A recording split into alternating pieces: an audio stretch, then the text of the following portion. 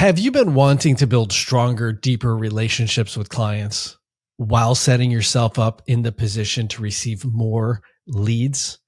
If so, then this episode is for you. Today, I sit down with Steve Kehoe out of Chicago, who talks about how he's leveraging his network opportunities to build those relationships to generate those incoming leads.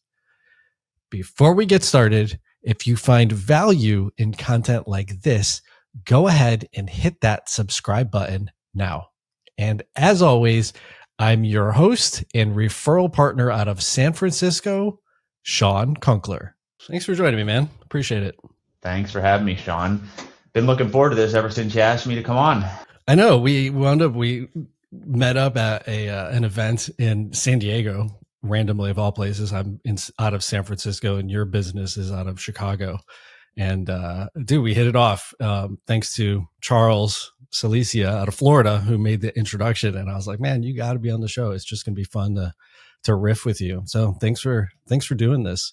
Yeah, you're welcome. So you've been in the business for 8 years, parallel with me, a small but yet mighty team, I might add, similar to me. So I feel like there's just a lot of cool parallels that we can talk about.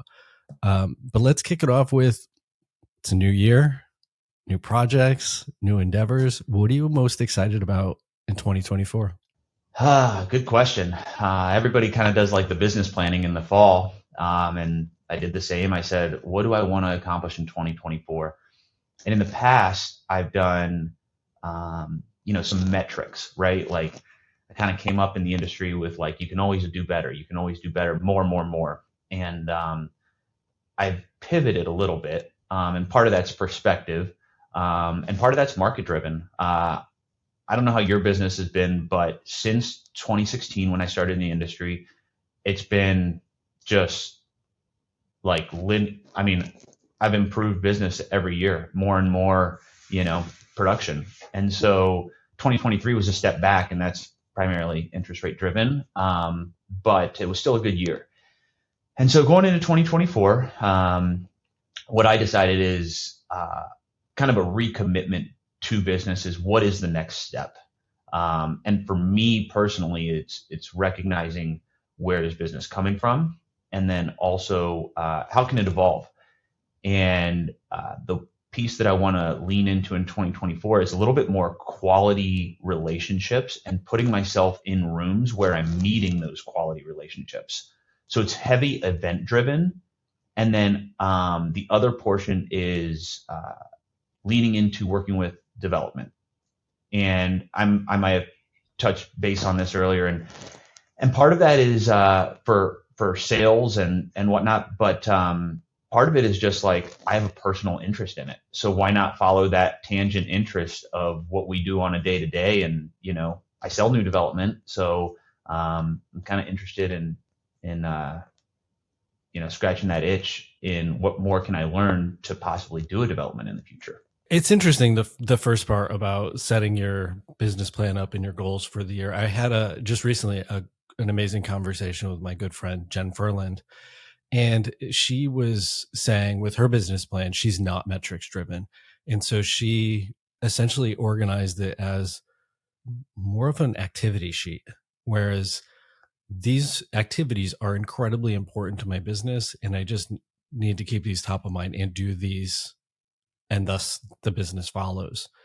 And so I agree. 2023 was crazy in terms of the market shift to the interest rates. And a lot of times we were doing the work. You're an athlete and you have an athletic background. You're doing the work, you're showing up, but you're not getting the results. You've like in the gym, it's a plateau, but in business, you're just like on the struggle bus. So it was very weird.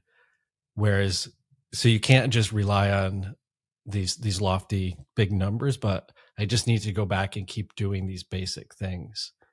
And I think that is crucial. And similar to you, we reorganized we have a relationship marketing plan for anybody who's touching the business. So our sphere, our platinum clients, people who just met us, and we've now basically broken it down into, we're doing quarterly events. And The goal is smaller groups where you have a lot more one-on-one time, something of quality, and then you're basically building a different bond with these people rather than I sold this, I'm awesome, we're doing great over here. It's a different, totally different level. Yeah, I think that once you get to a certain level, the I sold this doesn't matter as much. It's there. It's there as like a conversion asset, right? Where you get introduced to somebody, they want to work with you because they like you. Now they need to know, okay, is this person good at what they do? Well, there's Google for that. You know what I mean? Here's a list of all the, you go to our website and you can see all the sales. And, you go to social media and you can see all the awards. So really, you're trying to make personal connections. And when I was talking about those personal connections and quality, and a little bit of that is like I told you, production's gone up, but also average price point's gone up. And I know in San Francisco, yours is going to be a whole lot higher, different market, but it's just, I think that is an important trend the longer you're in the industry, and you want it to keep going up. And so, are you putting yourself in situations where you're meeting basically people that have a higher net worth, for lack of a, I mean, that's not a delicate way to put it, but when it's that simple, like you need to put yourself in situations where you have opportunity.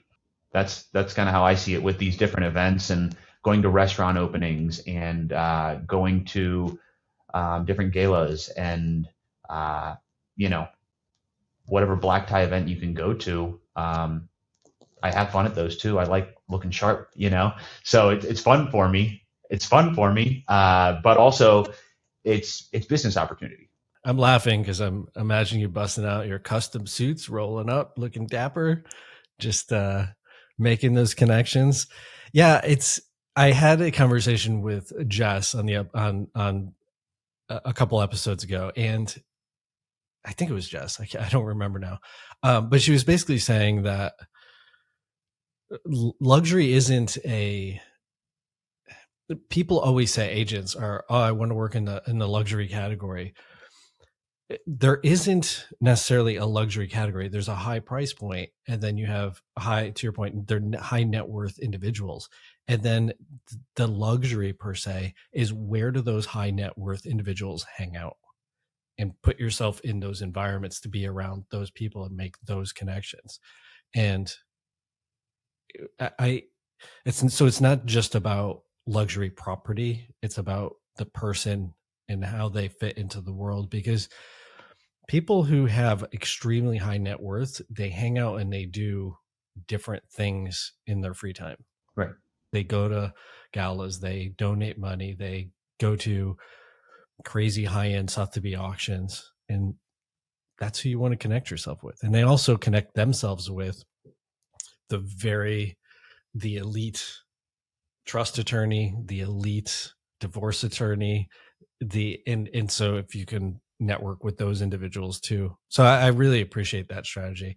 The earlier part of what you said regarding social media and talking about sales, we actually don't talk about sales. We never say in any print, digital, anything, say that we sold this. We wanted to shift early on our mindset and be more grateful and appreciative of that experience of helping somebody do this monumental exchange at an incredibly high price point. So it's always families helped or people helped. Is instead of property sold, it's people helped. And it really shifts the way you approach all aspects of it. And now it's about that relationship. And then you can build on that thing. Yeah, I think that's important. There's nothing that is like call it below you, so to speak. We're in the industry of like helping people, and that's you know, if I got a buddy that wants to rent out a place and split it with a roommate, and like, hey, I'm gonna help him because that's what we do. We help out people. So I think we align on a lot of things. But we also like I was thinking about how do you put yourself in those rooms, and like how are you natural, like we're naturally in those rooms already is kind of how it feels. And correct me if I'm wrong, but like, okay, cigars are something that you really like, and then are you a watch guy also? I am. Okay, not to out you, I'm not trying to out you. I feel cliche at this point. Okay, yeah, You're like, do you okay. like nice cars? And Do you but I wear don't. fedoras? I don't know. But I don't actually like. I know. So on that same token, I don't actually drink a lot, so I don't like wine.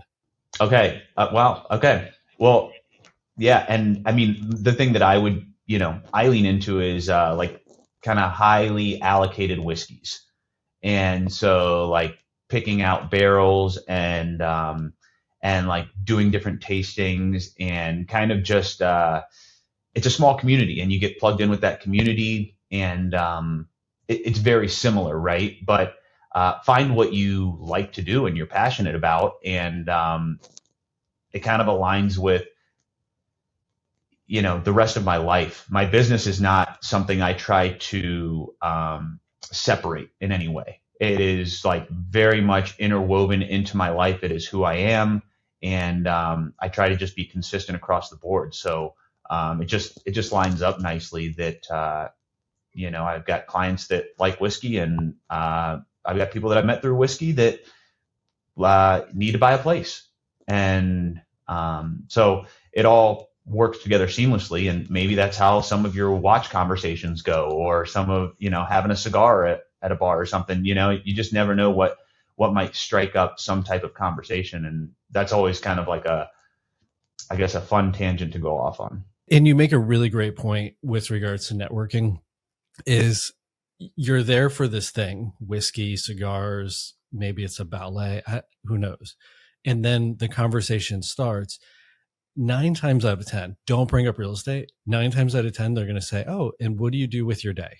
100% agree. Yeah, like never lead with like, Steve Kehoe, good to meet you. I'm in real estate. That's a bad look. You're like, "Hey, I'm your real estate guy." But inevitably, it always, the people always are curious about it, and then they're always, the next question is, how is the market? Like they're curious. It's like watching a stock. Is it up? Is it down? Where's it going? It's funny now that I'm thinking about it and having this conversation with you. The other day, I was having some friends over. I popped in, spent way too much on cigars. The woman who works there, I always talk her up, where we just kind of like shoot the breeze. And then randomly she was like, "Oh, what do you do?" And I'm like, "Oh, I'm in real estate." And we had this huge conversation about how she bought the building and leased it out, and it was the best investment she made. And it just evolved from that point. And that's it. That's your network. And if you're in those environments where your ideal client, whoever that may be, is hanging out, you've just increased the odds of meeting them and getting an opportunity. I think that there's a lot of synergy between the ideas of putting yourself in the right room, um, following things that you're genuinely curious about and being excited about them, and then your conversations flow, and that is who you genuinely are. And I just think that plays into every aspect of your life. So you have to be genuine in your business as well. I was talking about social media and how it's just not my go-to. I have it because I need it, but it is not the main driver of my business. That's what referrals are. And if I were like doing a couple reels a day on Instagram, people would look at me and go, "What's this about? This is not the Steve Kehoe I know." And so, I stay consistent, but kind of true to my own self, and that's what my brand is. Yeah, and ultimately you're going at the same speed of your clients. And so if your clients are of a demographic who just aren't hanging out on insert whatever social media platform, they're just not. That's probably not the right vehicle for you. But if they're hanging out on the golf course, go hang out there. Or they're boating every weekend, figure out how to get a boat and do that. The best backhanded compliment I ever got was from a younger team member of mine. and they go, Steve, you're like the perfect age for Facebook. And I was just thinking to myself, oh, I don't know what that means. But I think what it means is that, I'm 36. I've been in the industry long enough. And I think what it means is I understand technology and the benefits. But the group that are also buying homes are potentially an older demographic, or at least they're buying them at a higher clip. And, maybe they're using that platform a little bit more than Instagram or TikTok or whatever it might be, right? Like that. I think that's what it was meant to mean. But I kind of didn't feel great when it was. It stung a little. Uh-huh. Yeah. Yeah, exactly. I mean, I've had the same conversation with my team, and what are you trying to do or hope to achieve from going onto that platform, and then who's already hanging out there, right? And on LinkedIn, we all know that it's more business angled or business skewed. And so if you're talking more stats and charts, it tends to fit a little bit better because that's it. However, if you're posting on Saturday, you're probably not going to get the response because it's a business platform Monday through Friday. So you should probably be posting during work hours. Whereas TikTok tends to be a younger, snappier generation who is everything has to be at hyperspeed. And so if that's your jam and that's who you're trying to attract, then go heavy on the paint and do that. Do a lot of that thing. But if going and making personal connections, to your point, like go and just weave those in. There's the Knox brothers out of Florida. They literally figured out they wanted to embed themselves in a specific neighborhood that butted up against the golf course. In their business plan was to go golfing multiple times a week. Because that group of people was hanging out at that place and putting them in the position to talk about golf. Oh, and by the way, I also sell real estate. Oh, how's the market? And it tees up these conversations, no pun intended, with the tease up.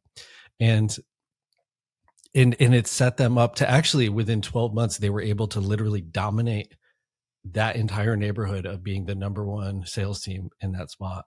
So I think to your point it is relationships, and it's figuring out how to go deeper into those. On that note, I will say that I personally uh, crave like the human element. I am. I don't want to be on my phone. I am on my phone a lot, but I don't want to. I want human connection. So that's why I say when I want to do these events and put myself in these rooms, I enjoy that. I want to shake hands and have conversations, and like that to me feels good, and that feels like a full life. So whether business comes from it or not, that's something that I love to do.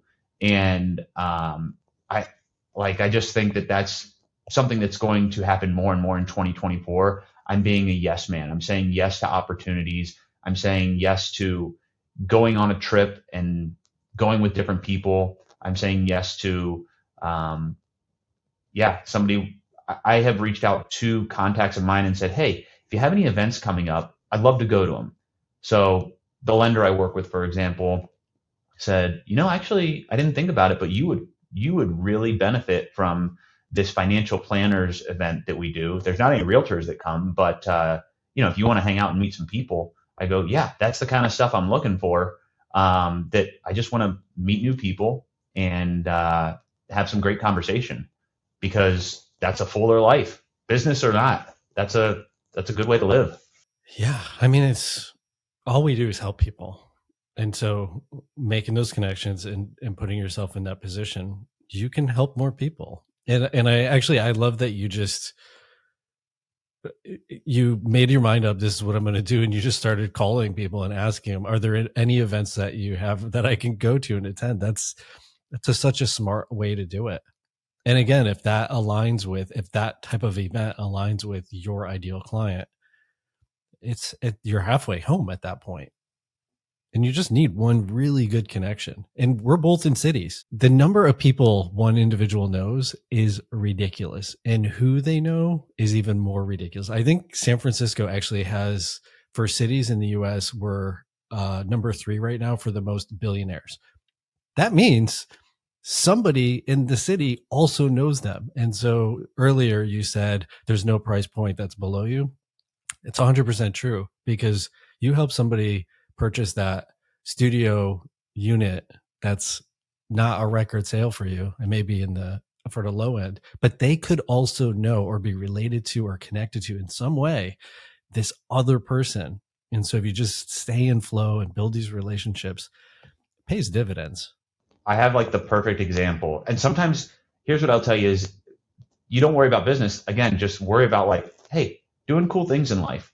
And a lot of times it ends up being a long play where, somebody I was talking to, my wife and I, for example, we go to the Super Bowl like we've been for the past 3 years. It's just a thing we do. Doesn't matter what teams are in it. We're just like, we have a great time. We love the NFL. That's our jam. And depending on the city or anything, we always try and plug in with people that are there. Well, this year it's in Vegas, and past contacts that, met maybe like 7 years ago are that maybe we've even forgotten about. We're just linking up with, and maybe it's getting access to doing something while we're out there, or it's just meeting up with them. But it's like, you know, meet people along the way, and you never know when you can reconnect. And even if you don't live in the same city, it's such a like refresher to see familiar faces and have that excitement of connection. And from the business perspective, I'm originally from Connecticut. Often people from years and decades ago will call me and say, "Hey, I know you're in real estate. I have this issue. Can you help?" I'm like, "Tell me the issue. Let me see if I can connect you with the right person." And next thing you know, I'm middling a referral for someone I haven't seen in years and passing it to someone in another state. And so it's to your point, it's keeping these just it's relation it's we're such a relational business. Sure, you can go the route of just do the pray and spray with leads and try to build that way. Personally, I find it more fulfilling to have I would rather have a few quality relationships and really that I really connect with the client rather than having twice as many and then half of them I just really don't enjoy working with, or where there's it's so clashy that it just doesn't it's not a fun or good experience for either party. So quality is more of our philosophy than quantity for sure.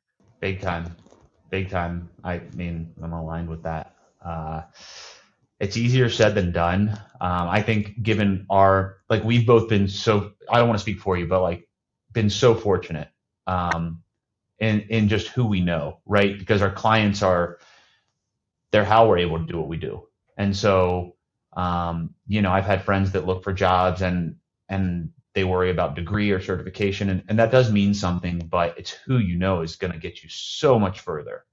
And who you know for us has provided business.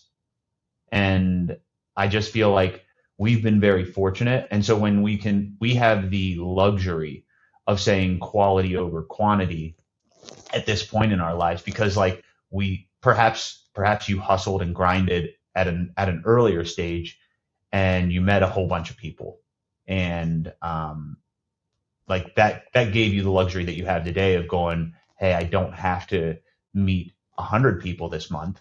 I just need to really nurture these relationships that I have that I know are quality.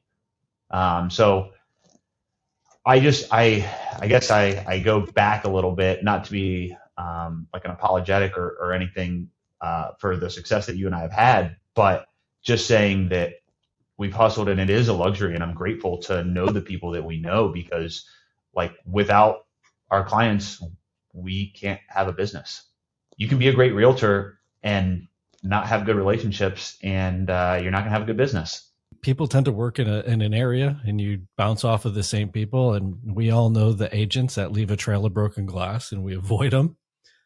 But yeah, I'm really incredibly grateful for so many of the clients that I've worked with, and I'm especially grateful for when I reached that point in my business. And sounds really weird, but when I was able to fire my first client, that was such a great moment because I had more of an abundance mindset. I financially knew I was fine, but I also really drew a line in the sand was we are not a good fit. Let me help you find the person who's going to be a better fit and you're going to have a much better experience for it. And just I immediately removed myself from that situation. And man, I'm telling you, stress levels, they're still high. They're probably like 9.5 instead of a 10, but but it was that was a really refreshing moment when I became very clear with this is who I will work with and this is who I will not work with.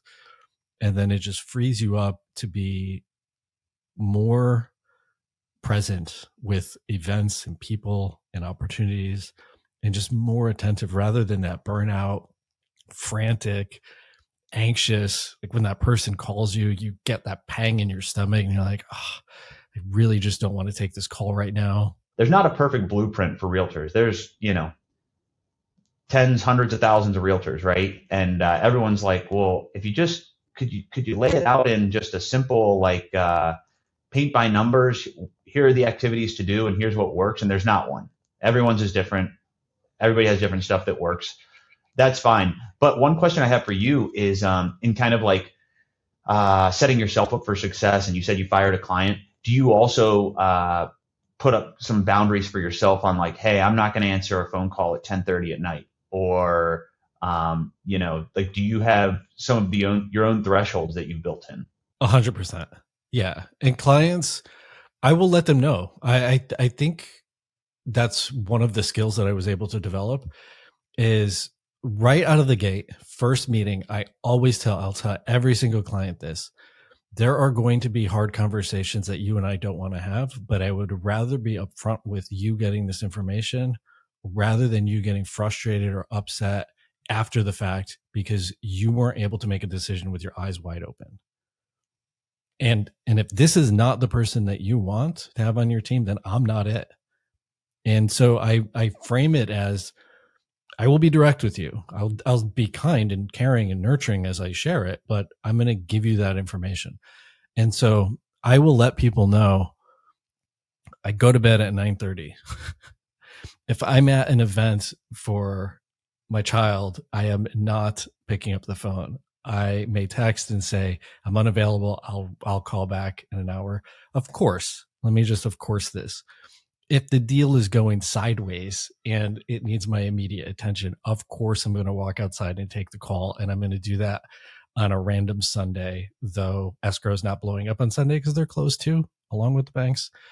And so I let people know early on. I coach them as to how I work. We have a rule in house that will get back to everybody within 12 hours. So if somebody, an agent, or if a buyer sends me an email at 8 o'clock and it's not pressing, I don't want to encourage more of that behavior of me being immediately responsive. I will wait until the next morning when I get to the office and I sit down and I will respond. Of course, if it's pressing, something's blowing up, their sink is overflowing and they need, of course, I'm going to make an exception to the rule. But yeah, right out of the gate, I just let people know like these are my parameters. And I think the other thing, which is really important with all relationships, is just acknowledge most of the time and then respond. So like, hey, Steve, thanks for the question. I'm in the middle of something. I'll get back to you in what time frame? Tomorrow, 15 minutes, 30 minutes. What is it? And so this way you're setting up the time frame of when they know they're going to get back or hear back from you. And so that's all trial and error, though. That's huge, not just with clients. That's huge. If you've got a girlfriend, a wife, you better acknowledge, your friends, like relationships in general, acknowledge. Yeah. I mean, nothing worse. We all know the person, like you text them and then you hear nothing back and you're like, well, did they get it? Did they read it? Are they just not like, what is going on? And you never from a client's perspective. I never want my client to not know what is going on. And so anxiety, as we know, anxiety comes from uncertainty. And so if you can give them certainty that you're this rock that's always there and available. And the other part of it is part of our team philosophy is make it as easy as possible for the other person. If you have an appointment, let's say to follow up with them, literally create an event on your calendar, invite them to it, and put a time. And then they then know you're going to show up at that time and do that thing. Maybe it's a call. So just put call with John at 2:15 and send it to them. And so they don't even have to acknowledge it, but they know with confidence you're going to be there for that thing. And so that's how we've really tried to approach it, because it gives everybody a level of security. Or if you from Chicago, you're like, hey Shawn, we got this referral, I'll let you know. I'll say, hey Steve, awesome, thanks so much. I'm going to reach out to him. I'll circle back with you in a week and let you know how it goes. So now you don't have to reach out to me in 3 days and say, hey, did you ever talk to them? In 1 week, you're going to hear, and I'm going to send you a summary. Like, hey, thanks so much. Here's what happened. Here's where they're at in the process. Here are the properties we saw. It looks like they're up and running. I probably have no status update. I'll circle back in 2 weeks unless something else comes up between now and then. Thanks so much for the referral. And it's just really basic stuff. By the way, you wouldn't even need to do that with me, because my idea of the perfect referral is I put them in somebody's hands I trust, and you run with it. Like, you're a professional. That's what you do. That's why I'm handing them off to you in the first place, because you'll treat them like I do. I have a crazy story for you. This one is infuriating, and I'm actually mad at myself for it as well. I met somebody at open house. They weren't ready to buy. I stayed in contact, going back and forth.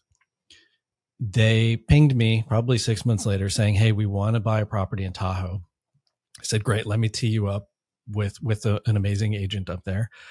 I called the agent, did all the paperwork, sent the referral, did the introduction email, and it somehow slid off my radar. And my operations manager caught it, and she's like, hey, you need to circle up. It was a year. She's like, you need to circle up and just see where they're at in the process. And I should have, this is where it's my fault. I should have followed up probably in 3 months just to touch base. I follow up with the email. I literally go to that email, respond to it with the agent, and I said, hey, how did this referral go? What referral? That was her response. And I said, scroll up. And then it was, oh, they never responded to me. I said, you reached out once. Oh, man. One would hope that the other party on the other side is amazing, but it's not always the case. That's really unfortunate. Yeah. There's no guarantees, I guess. It's true. No. We both had expensive lessons, that one didn't cost you anything aside from, some potential reward there. It's stingy. And I know you and I joked about it. We've spent so much money on this college education in this business. Very much so. And I'm certain that my mistakes will not end. But that's how I know I'm moving in the right direction. It's like the video game, right? You keep running into the bad guy, you're going in the right direction. So keep making some mistakes, and you're headed in the right direction. You're going to get there. And most of the time, to be honest, they're not really mistakes, right? They're just not the outcome you wanted. Like with marketing, for example, it's not that you're making a mistake with marketing. You're just not getting the result. So maybe it's the right message, wrong group. Maybe it's the wrong group, right message. Maybe it's the right message, right group, wrong season. Sure. Yeah. Yeah. And even in my mind, I try to reframe it of they're not mistakes. They're not failures. They're outcomes. And we did this activity. We did all the best things we could do. We didn't get the outcome we want. So let's make a course adjustment.